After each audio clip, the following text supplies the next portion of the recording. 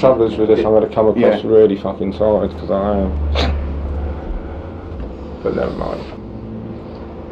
You know, it's just painful, Paul. Don't really want to be doing this. But yeah, I know. Alright, just tell me a little bit about yourself and your upbringing. I was born in South London in Croydon, but I was made to sort of believe that I was born in Scotland, because there's very much that sort of vibe from my dad, and we were always going up to Scotland from when I was a really young kid. So I was a sort of the worst of both worlds in a way, sort of brought up as an Anglo-Scot. What was your earliest aspirations, careers? God, you know, it's the age of innocence really, wasn't it, the 50s, 60s, so in many ways didn't really have to face that problem.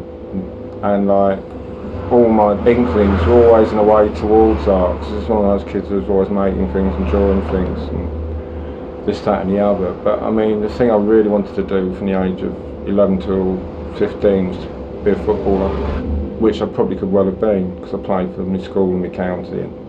And why didn't you carry on then? Because I discovered sort of sex, drugs, women, age of 16, completely fucked up all my O-levels, realised just how much I hated school in many ways. And I remember sort of talking to my art master. He said, like, you're wasting your time going on the sixth form or anything like that, why don't you just go get into an art school and get out of it? Which I basically did. What qualifications did you have before you started art college? None whatsoever. No qualifications whatsoever. I didn't have qualifications. I completely blew my O-levels and sort of followed my heart and followed my inclinations and went to Croydon Art School.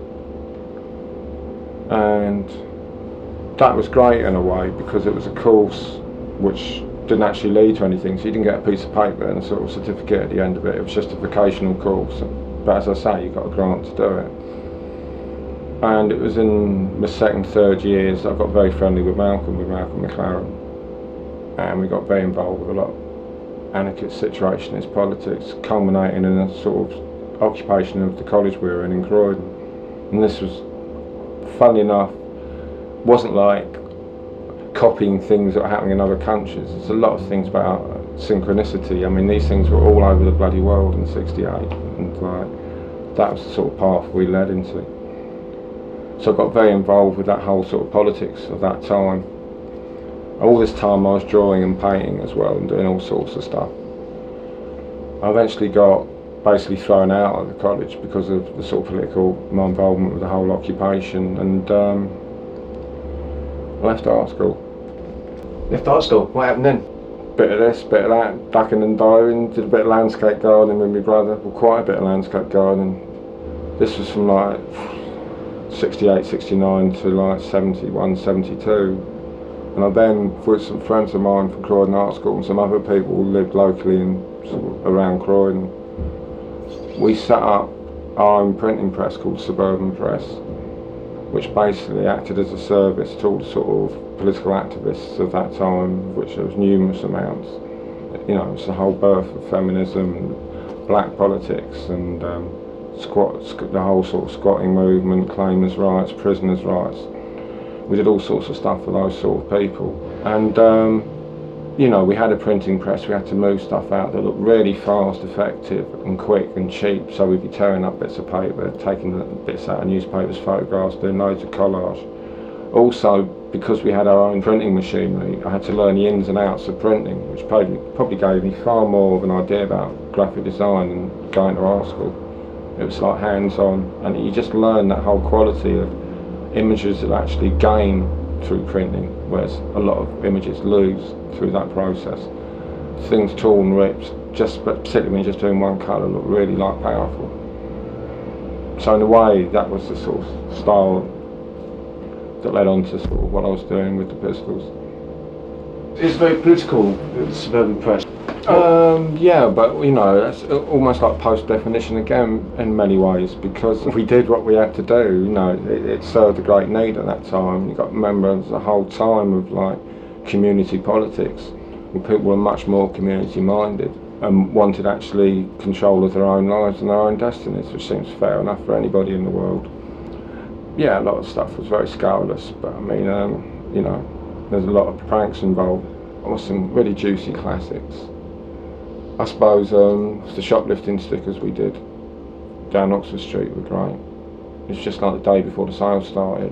Like we printed off loads and loads of fluorescent stickers, really cheap and nasty, tacky looking stuff, and just sort of stuck it on all the store windows saying "This week only, this store welcome shoplifters," which caused quite a sort of commotion. But I mean, you know, it's that sort of level.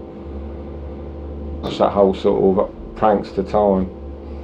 The suburban press must have lasted 4,000 or 5,000. It networked all over the country to other places in the world. Images were done with people like Point Blank for San Francisco, which is the buses with boredom and nowhere, which later got on to be used for Pretty Vacant, which is still being used. You see it on demonstrations now. It's a lot of things. And in many ways, from where I was coming from, that whole ethic that was the Pistols was a direct result from all my experiences from 68 to 72, you know, and what we were doing at Suburban Press. And in many ways, you know, it's like you're just asking for the truth about sort of things to be heard, to be given a voice, and not the sort of propaganda that's rammed down your front every day. I mean, because, you know, there's very obvious things, it's a fact. You can just see it, it's in black and white, it's well documented, right? The whole sort of the splits within the surrealist and the Dadaist movement led on to situationism, and situationism led on to punk, and punk's led off to sort of what we got with Newbin, road protests and things that are in between, you know, the whole sort of voice of protest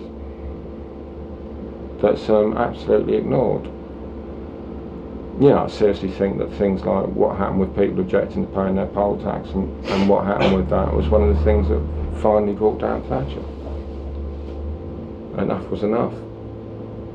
Some of the people who became really close friends were running a press in Notting Hill with a very sort of similar sort of attitude to ours, and that's a couple of people called John and Carola, and they sort of got on to a bit of the tip which a lot of young people in this country are getting onto now, is to just get out of the city and live in a sort of part of Britain which was like would be quite a culture shock for them, as remote and as far away, and to be so self-sufficient as possible. But eventually ended up on the Isle of Lewis, and I sort of followed them up.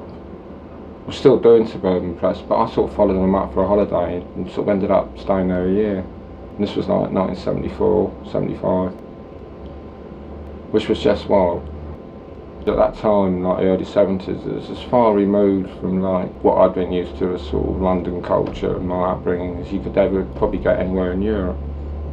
And I ended up crofting her for a year, helping them out set out the cross. Throughout all this period, I always kept in contact with Malcolm, and Malcolm's more of a friend than anything else. And he was sort of toying with the idea of early sort of notions of forming the Sex Pistols. And he basically sent me a telegram up. It was in Aberdeen. In fact, the first Pistols images got printed up in Aberdeen, in a sort of community press up in Aberdeen. It's quite interesting. And basically, it's just a mad telegram saying, come down and work with the Sex Pistols, and I did.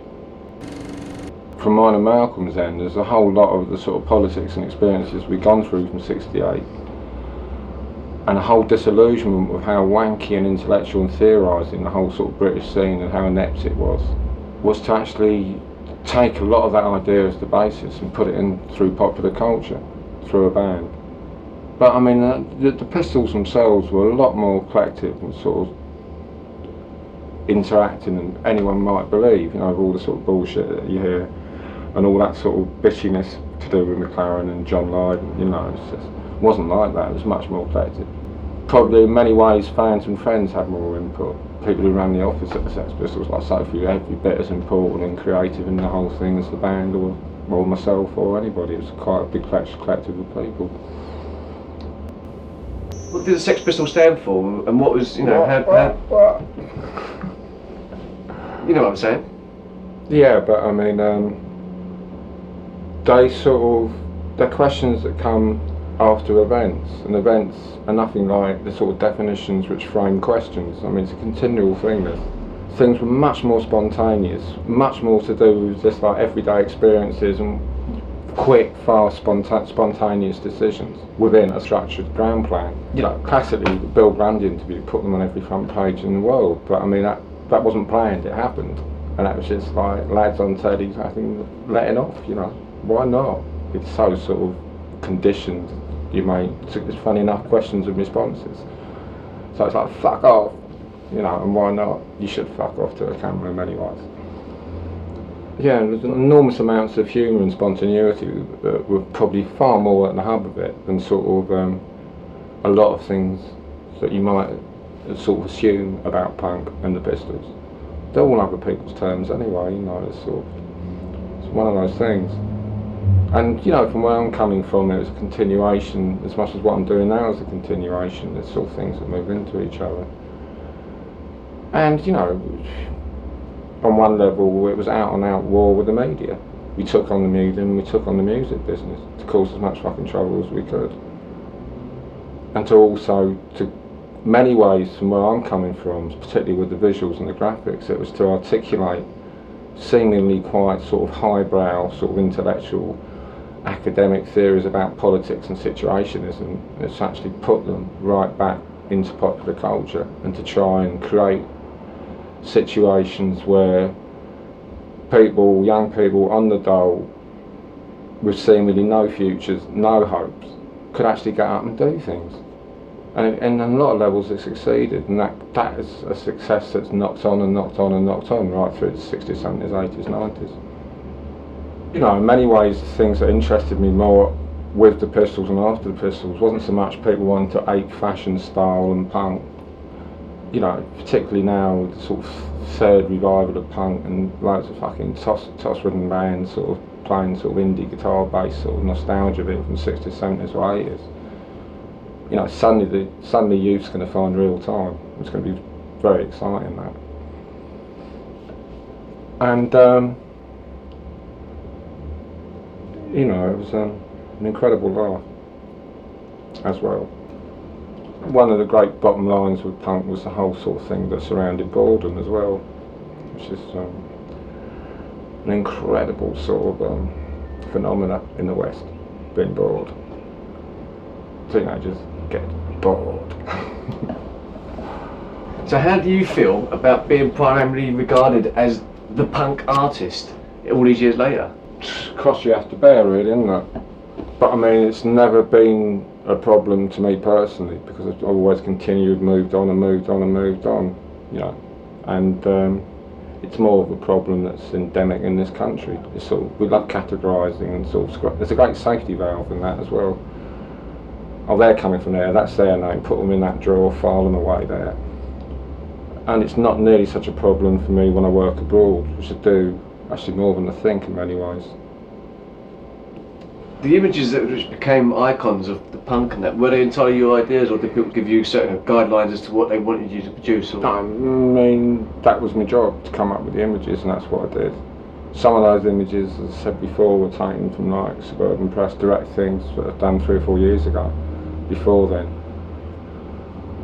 Like the nice drawing and stuff like that, and the buses, the boredom buses. But a lot of it was done very, very on the spur of the moment. Holidays in the Sun was done, had to be done really fast. So it was one of them where there was all the sort of politics of when you deliver tapes and when you didn't deliver tapes, and like when you had to deliver artwork. And one of the things that was interesting with the Pistols is we didn't sign for the world, we signed territory by territory. She'd have like 8 set of artworks to get off, and one company would be sort of trying to sort of give backhanders to get the artwork first, and all sorts of that going on. But Holidays was just basically going into the travel agency, just seeing this really gross, tacky sort of holiday brochure with cartoons on it, and just putting the lyrics of the song in the bubbles on the cartoon. Things like Cheap Holidays and Other People's Misery. It's a great song, Holidays in the Sun. And it was done like that. But that had in the back of it a nice drawing, nice people, nice drawing, which was done at Suburban Press. It was a good sleeve, that one. It got shredded and lots of lawyers got involved and lots of people sued out, lots of people. So I had to actually shred the original artwork in front of lawyers. Very similar with Great Rock and Roll Swindle single, where we used the American Express card, but changed the company American Express into a pin. The client whose card it is being the Sex Pistols. And sort of equating the whole sort of American Express in the music business to being like pimps and whores and punters. It's pretty fair enough analogy, I think. And again, you know, that was ended up Virgin going to court and it cost them a lot of money. But you know, there's ironies within ironies, because you know, just 5 years later, Richard Branson's not only got airlines, he's doing adverts for American Express. You know, it's all a big game. Don't matter. Do you know me? There's a lot of travelling in my business, and this thing uses an awful lot of fuel. So, I carry this. The American Express card. Don't leave home without it. That as well was whole thing was what we actually meant by never trust a hippie. It wasn't all hippies carte blanche. One thing that's always denied is that you're always continually taking the piss out of yourself. That's very much part of it as well. Totally taking the piss out of yourself. It's always quite a good thing to do. And some of the best artwork ever by Jamie Reid came out, you know, thanks to the Sex Pistols. I suspect actually, you know, he played an important part in the history of the Sex Pistols as they themselves did. I mean, he deserves to be the fifth member of the band. Why do you think that the images that you created for the Sex Pistols are still very embedded in people's minds? Why do you think they're so strong and powerful? Because they were very strong and powerful. They're very strong, powerful images. They're also a celebration of the sort of victories from the underclass, if you want, in simplistic terms. It's very simplistic, but it's true. You're not really allowed to celebrate your achievements. And it was just quite staggering that Pistols got God Save the Queen's #1 in Jubilee Week, because it just showed there was a whole underclass and a whole underbelly. Just fuck all this. Very similar with the poll tax. Again, you know, which had involvement with the poll tax campaign, sort of graphics and sort of any help I could give. So who was like more of the antagonist to the society in that? Pistols or your artwork? Well, it was all part and parcel, wasn't it? Remember at the time of the Pistols, I quite consciously never put my name to anything. It was the Sex Pistols. This is the Sex Pistols. What might have then gone on to lead because of ego and success and celebrity was the sort of things we'd almost believe, oh, the Sex Pistols were John Lydon or Malcolm McLaren. It wasn't. As I say, you know, it was much more, its strength was his sort of fan base more than anything else. And you know, it wasn't just about punk and fashion. So many of the questions are about that. But people well understood the attitude of where the Pistols were coming from. We probably hated popular music. You know, I found that increasingly when I've been living in towns like Liverpool or Glasgow. People, yeah, you know, well understand where you're coming from. Not all this sort of self-importance about it all. You know, I'm just part of that whole sort of artistic tradition that stretches way, way back. Through situations from Dada Surrealism, John Hartfield, Russian agitprop stuff, all sorts of stuff. In fact, it's very interesting because a lot of academics who are actually touched by the 60s are now in positions to sort of write academic theses, so there's all sorts of amazing stuff coming out and all sorts of different parts of culture now. You know, stuff written about the magic involved in 20th century art. So much got closeted and had to find channels of where it could go through respectability. I mean, in many ways you could argue that people like Henry Moore and Barbara Hepworth were sort of pagan, with pagan eyes. Totally into nature, blah, blah, blah. Certainly true of a lot of sort of 20th century abstract art, very involved with magic. Pollock, Kandinsky, Clay, Man Ray, all sorts of people.